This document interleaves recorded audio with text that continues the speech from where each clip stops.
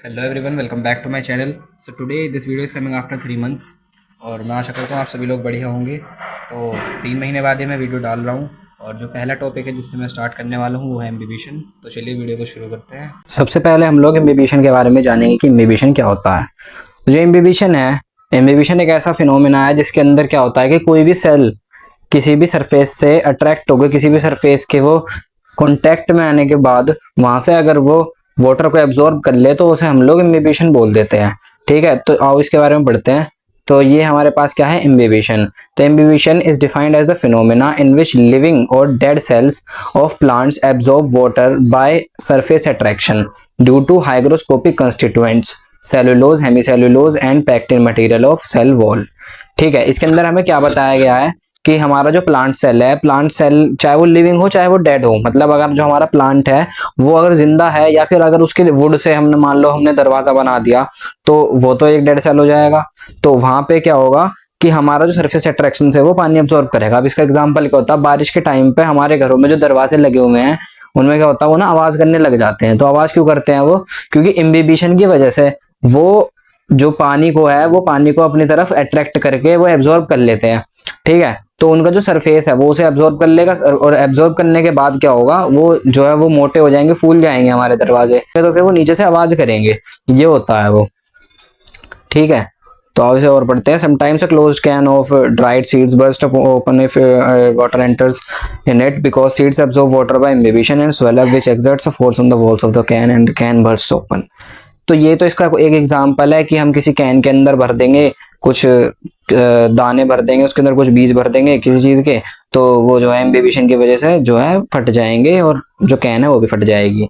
और imbibition also helps in germination of seeds when dry seeds are sowed in the soil the dry contents of seed carbohydrates and proteins imbibe water from the surroundings when dry seeds swell up the seed coat bursts to allow the embryo to come out।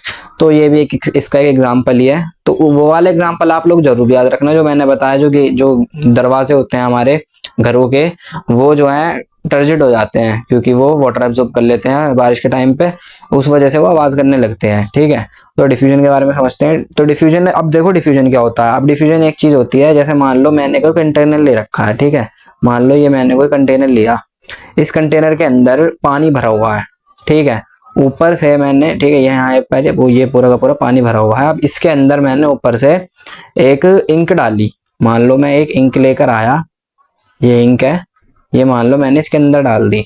अब ये ink डालने के बाद ना एक drop है ink की, तो ये थोड़ी सी एक यहाँ पर ये इंक थी, यहाँ इंक मैंने डाल दी है। डालने के बाद ना ये धीरे धीरे करके पूरे के पूरे हमारे कंटेनर के पानी के अंदर पूरे में फैल जाएगी। तो ये जो फिनोमेना होता है इसको हम लोग बोलते हैं डिफ्यूजन। ठीक है, क्या बोलते हैं इसको हम लोग, इसको हम लोग बोलते हैं डिफ्यूजन। तो और डिफ्यूजन के बारे में पढ़ते हैं। So diffusion is the movement of molecules of a substance, solid, liquid or gas from the region of their higher concentration to the region of their lower concentration when the two in a direct contact।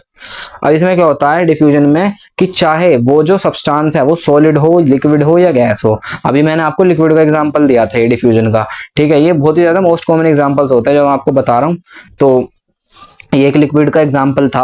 तो इसमें क्या होता है, higher concentration से वो चीज lower concentration की तरफ जाएगी। कैसे जाएगी, जैसे मैंने आपको अभी वो कंटेनर बना के दिखाया था, उसके अंदर जो मैंने वो ड्रॉप डाली थी उस टाइम पे वो हायर कंसंट्रेशन में एक जगह डली, फिर वो बाद में पूरे में फैल गई। जो पूरे में क्यों फैली, क्योंकि बाकी सारी जगह तो लोअर कंसंट्रेशन है, तो वहां पर उसे इक्वल करने के लिए वहां पर इंक जो हमारी वो फैल गई थी। ये होता है वो फिनोमेना। अब आते हैं हम लोग सिग्निफिकेंस ऑफ डिफ्यूजन के ऊपर। कहा, सिग्निफिकेंस ऑफ डिफ्यूजन। तो exchange of gases during respiration and photosynthesis takes place by diffusion. जो प्लांट होता है वो जो रेस्पिरेशन करता है, अपनी फोटोसिंथेसिस करता है, वो भी एक हमारा डिफ्यूजन का ही एग्जांपल है। ठीक है, जो उसमें गैसेस एक्सचेंज हो रही है वो हमारा डिफ्यूजन का एग्जांपल है। अब आते हैं loss of water in the form of water vapours from the leaves takes place by diffusion. जो पानी का जो लॉस हो रहा है, ठीक है, जो पानी का लॉस हो रहा है हमारे प्लांट्स के अंदर से, वो भी क्या होता है, वो हमारा डिफ्यूजन की वजह से ही हो रहा है। और वो लॉस किस तरह से होता है, वो होता है वाटर वेपर के फॉर्म में। और जो ये पूरा पूरा का पूरा जो प्रोसेस होता है ना वाटर वेपर के फॉर्म में, जो पानी गायब हो जाता है हमारे पौधों से, इसको हम लोग ट्रांसपिरेशन भी बोलते हैं। तो diffusion spreads molecules and ions through out the protoplasm. तो ये वही चीज हो गई। ठीक है, इसे अब मैं बताऊं इसे कैसे समझो। प्रोटोप्लाज्म मान लो आप इस कंटेनर के अंदर भरे हुए पानी को, और जो मैंने इंक डाली थी उसे मान लो आप लोग आयन। ठीक है, जो मैंने इंक डाली, मान लो मैंने इंक डाली रेड कलर की, इसके अंदर इंक डाली, तो इंक डलने के बाद ये पूरे में फैल जाएगा। तो ये कहना चाह रहा है कि पूरे प्रोटोप्लाज्म, पूरे के पूरे प्रोटोप्लाज्म के अंदर मॉलिक्यूल्स और आयंस को फैला देता है। ठीक है, तो अब पढ़ते हैं हम लोग ऑस्मोसिस के बारे में। अब ऑस्मोसिस क्या होता है हमारा, ऑस्मोसिस बिल्कुल डिफ्यूजन की तरह होता है, लेकिन डिफ्यूजन में क्या होता है, उसके अंदर ना चीजें डायरेक्ट कांटेक्ट से जा रही थी। जैसे मैंने उस कंटेनर के अंदर इंक डाली, तो इंक और पानी जो था उसके अंदर कंटेनर के, वो दोनों का डायरेक्ट कांटेक्ट हुआ एक साथ। लेकिन ऑस्मोसिस में क्या होता है, इसमें बीच में एक सेमी परमिएबल मेम्ब्रेन लगी हुई होती है, जो कि सोल्यूट वाले जो मॉलिक्यूल्स हैं उनको अंदर नहीं आने देती, बल्कि ये जो सोलवेंट वाले हैं सिर्फ उनको ही एंटर होने देती है। ठीक है, किसे एंटर होने देती है, ये सोलवेंट के मॉलिक्यूल्स को ही सिर्फ एंटर होने देते हैं। मतलब कि कहने का मतलब ये है कि वो जो सेमी परमिएबल मेम्ब्रेन है वो एक छलनी का काम करती है, और उसके अंदर से सिर्फ छोटे छोटे मॉलिक्यूल्स ही जा पाते हैं, जिसको हम लोग ऑस्मोसिस बोलते हैं। और इसमें क्या होता है कि हायर कंसंट्रेशन से चीज लोअर कंसंट्रेशन की तरफ जाएगी, किसके थ्रू, सेमी परमिएबल मेम्ब्रेन के थ्रू हायर कंसंट्रेशन से लोअर कंसंट्रेशन की तरफ जाएगी। ठीक है, ये बात समझ में आ गई। अब आते हैं हम इसके इनवर्ड एंड आउटवर्ड ऑस्मोसिस पे। तो इनवर्ड एंड आउटवर्ड ऑस्मोसिस क्या होता है, इसे समझते हैं। Direction of movement of molecules inwards और outwards with reference to a cell depends on the extent of concentration of solution surrounding in it.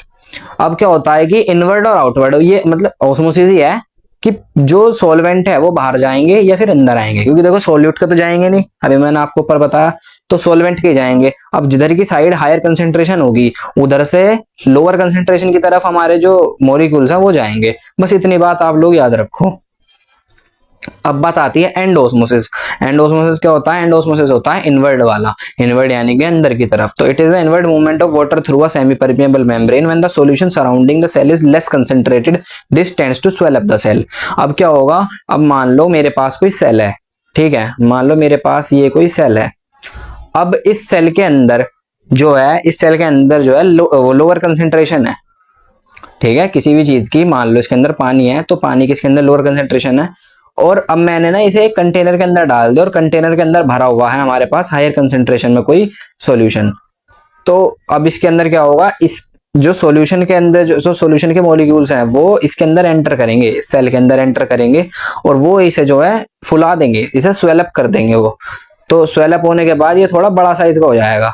तो ये बताना चाह रहा है कि जब इनवर्ड अंदर की तरफ जब इसके अंदर सॉल्वेंट के मॉलिक्यूल्स जाएंगे, तब उसे हम लोग एंडोस्मोसिस बोलेंगे, और उसका बिल्कुल उल्टा एक्सोस्मोसिस होता है। ठीक है, अब क्या है कि in the above experiment the cellophane paper acts as a selectively permeable membrane, water molecules are very small and sugar molecules are many times larger than water molecules. अब क्या होगा, ये हमने एक एक्सपेरिमेंट करा, इसके अंदर हम लोग ऑस्मोसिस दिखाना चाह रहे हैं, तो चलो ऑस्मोसिस इसके अंदर देखते हैं। एक सेलोफेन पेपर लगाया हमने, कहाँ लगाया हमने, एक सेलोफेन पेपर यहाँ पर लगा दिया, यहाँ हमने एक सेलोफेन पेपर लगाया। क्यों लगाया, इसके अंदर हमने शुगर सॉल्यूशन भर रखा है, इसके अंदर शुगर सॉल्यूशन भर दिया। अब ये हमने एक कंटेनर के अंदर लिया, अब इस कंटेनर के अंदर क्या भरा हुआ है, हमारे पास वाटर भरा हुआ है इस कंटेनर के अंदर। तो अब हम इसके अंदर ऑस्मोसिस करके दिखाएंगे। तो इसके अंदर क्या दिखाएगा कि जो चीनी है, चीनी के जो मॉलिक्यूल्स हैं वो थोड़े बड़े होते हैं। ठीक है, चीनी के जो मॉलिक्यूल्स हैं वो थोड़े बड़े होते हैं पानी से। तो चीनी के जो मॉलिक्यूल्स है वो तो हम सेमी परमिएबल मेम्ब्रेन के थ्रू बाहर नहीं आ पाएंगे, लेकिन पानी के जो मॉलिक्यूल है वो उसके अंदर चले जाएंगे। तो अब इसके अंदर क्या होगा, इसके अंदर ना पानी भरना स्टार्ट हो जाएगा। ठीक है, समझ रहे हो। तो अब इसके अंदर आगे पढ़ते हैं हम लोग, क्या सीन है।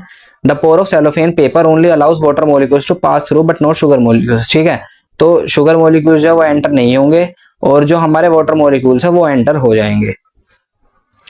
If we modify the experiment and we use whisking bag instead of cellophane paper, the same observation will be recorded. This is because whisking bag also acts as a semi-permeable membrane and allows only water molecules to pass through. अब इसके अंदर हमें देखो एक चीज और बता दी गई, हमें कंफ्यूज करने के लिए क्वेश्चन भी आ सकता है कि अगर हम इसके अंदर विस्किंग बैग लें तो क्या होगा, अगर सेलोफेन पेपर की जगह विस्किंग बैग ले तो क्या होगा। तो विस्किंग बैग ही क्या होगा, विस्किंग बैग भी हमारा एक सेमी परमेबल मेम्ब्रेन का एग्जांपल है, वो हमारे छन्नी की तरह काम करेगा। तो उसमें भी क्या होगा, चीनी के जो मॉलिक्यूल्स है वो बाहर नहीं आ पाएंगे, हमारे पानी के मॉलिक्यूल्स अंदर चले जाएंगे। ठीक है, तो उस वजह से हमारा जो है इसके अंदर ऑस्मोसिस हो जाता है। हमारी बात समझ में, तो वही होगा इसके अंदर। अब और देखते हैं, if we further modify the experiment, अब हम इसके अंदर और मॉडिफाई करेंगे, मतलब हम ना इसके अंदर मॉडिफिकेशन में क्या कर रहे हैं, सिर्फ मेम्ब्रेन्स को ही हटा रहे हैं और दूसरे मेम्ब्रेन इसके अंदर लगा रहे हैं। तो अब इसमें पहला क्या है, रबड़ sheet instead of cellophane paper. अब मैं इसके अंदर रबड़ शीट लगा दूं, अब सोचो मान लो मैंने इसके अंदर रबड़ शीट लगा दी, तो वो तो भाई साहब इम्परमिएबल ही हो जाएगी, वो तो किसी चीज को अंदर ही नहीं आने देगी। तो इसमें जो हमारी ऑब्जर्वेशन है वो थोड़ी गड़बड़ा जाएगी। क्या होगा, osmosis will not occur, osmosis होगा ही नहीं। क्यों नहीं होगा, क्योंकि आर पार मॉलिक्यूल जा ही नहीं पाएंगे, since rubber sheet is impermeable and does not allow water molecules to pass through. अब बात आती है मुस्लिन क्लॉथ की इंस्टेड ऑफ सेलोफिन पेपर। अगर मुस्लिन क्लॉथ को हम लोग यूज करें तो क्या होगा, since the pores of the muslin cloths are so large that they would not hold back even the sugar molecules, so entire sugar solution flows down to a common level due to gravity. Muslin cloth is therefore freely permeable। अब muslin cloth क्या होता है, ये एक कपड़ा होता है एक तरह का, इसके अंदर थोड़े बड़े बड़े पोर्स होते हैं। अब बड़े बड़े पोर्स होने की वजह से इसमें क्या होगा कि जो मॉलिक्यूल्स हैं शुगर सॉल्यूशन के भी जो मॉलिक्यूल्स हैं वो भी बाहर आ जाएंगे। ठीक है, समझ रहे हो, वो भी बाहर आ जाएंगे। तो अब ये तो सारी चीजें ही गड़बड़ाई कर देगा, ये तो इसके अंदर सारी गड़बड़ कर देगा, तो इसकी जो ऑब्जर्वेशन है वो बिगड़ जाएगी, ऑस्मोसिस यहाँ भी नहीं हो पाएगा।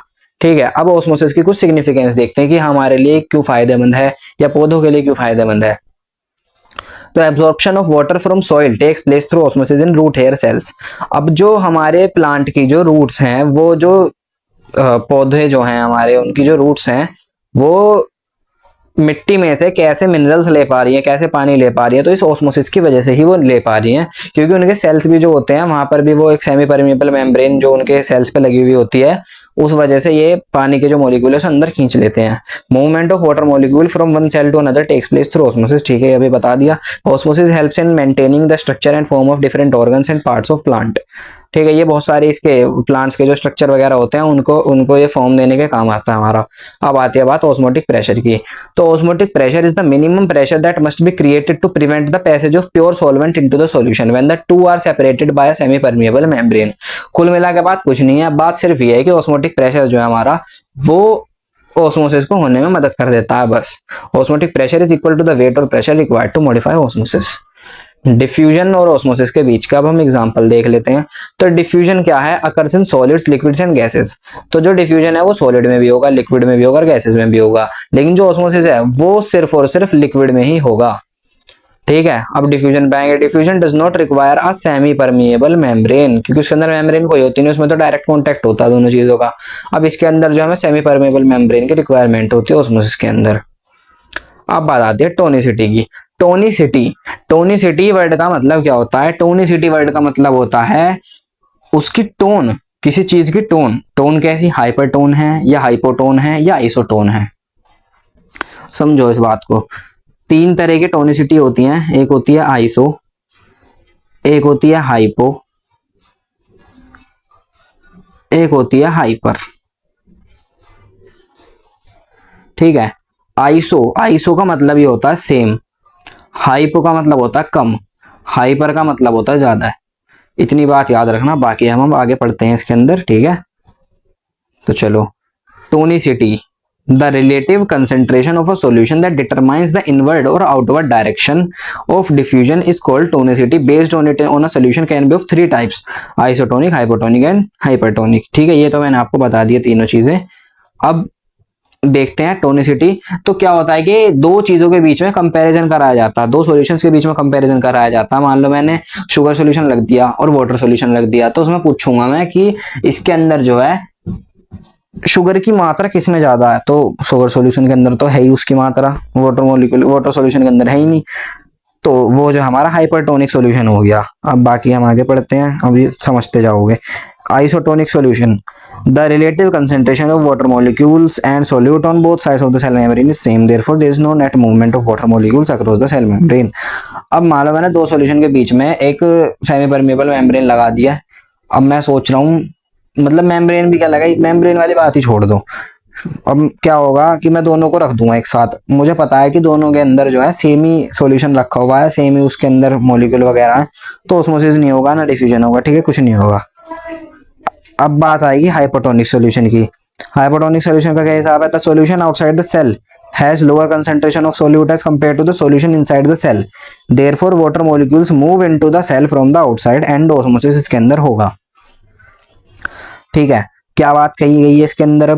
अब मान लो मैंने एक कंटेनर ले लिया, मैंने मान लो एक कंटेनर लिया, उसके अंदर मैंने एक सेल रख रखी है, मतलब सेल क्या, मैंने मान लो कुछ भी चीज के अंदर, मान लो मैंने एक बॉल रख दी पिन्नी की बना के, या फिर जैसे भी कोई बलून रख दिया, तो इसके अंदर है ना क्या होगा, इसके अंदर ना कम वो होगी कंसेंट्रेशन, लोअर कंसेंट्रेशन होगी तभी तो हाइपोटोनिक सॉल्यूशन है। और इसके अंदर है ना, यहाँ पानी भरा हुआ होगा, पानी मान लो या फिर कोई भी सॉल्यूशन मान लो, ठीक है, जो कि इससे ज्यादा कंसेंट्रेशन में हो। इसके अंदर कम होनी चाहिए, सेल के अंदर कम होनी चाहिए, और बाहर जो है वो ज्यादा होनी चाहिए। अब जब बाहर ज्यादा होगी अंदर कम होगी तो बाहर की चीज अंदर आएगी, तो उस वजह से सेल है ना वो फूल जाएगी हमारी। सेल फूलने के बाद क्या होगा, उसे हम लोग कहेंगे स्वेल्ड अप हो गई है सेल। तो इसको हम लोग कैसे याद करेंगे, अब यहाँ लिखा हुआ है हाइपोटोनिक, तो सेल कैसी होगी, स्वेलअप हो जाएगी। स्वेलअप होने का मतलब क्या आ रहा है हमारे पास, कि जो स्वेलअप होने के बाद वो ना मोटी हो जाएगी। हिप्पोपोटामस को तो आप जानते हो, तो हिप्पो देखो इसके अंदर भी हिप्पो आ रहा है, और हिप्पो की तरह मोटी भी हो जाएगी, तो इससे हम लोग इसे याद कर सकते हैं। अब आती है बात हाइपरटोनिक सॉल्यूशन की। हाइपरटोनिक सॉल्यूशन बिल्कुल हाइपोटोनिक के उल्टा है, ठीक है। इसके अंदर जो सेल है वो मान लो ऐसी थी सेल, सेल के अंदर ज्यादा कंसेंट्रेशन होगी और बाहर उसके कम होगी, तो ज्यादा की तरफ से बाहर चीज जाएगी और ये सिकुड़ जाएगा। सिकुड़ने के बाद क्या होगा, सेल की शेप कुछ ऐसी हो जाएगी, सिकुड़ जाएगा। तो चलिए आज की वीडियो में सिर्फ इतना ही, बाकी हम अगली वीडियो में एक्टिव ट्रांसपोर्ट से पढ़ेंगे, ठीक है। तो वीडियो को लाइक कर देना अगर पसंद आए तो, चैनल को सब्सक्राइब कर देना, और एक प्यारा सा कमेंट छोड़ते हुए जरूर चले जाना। So thank you so much for your time, and पढ़ते रहो, मजे लो।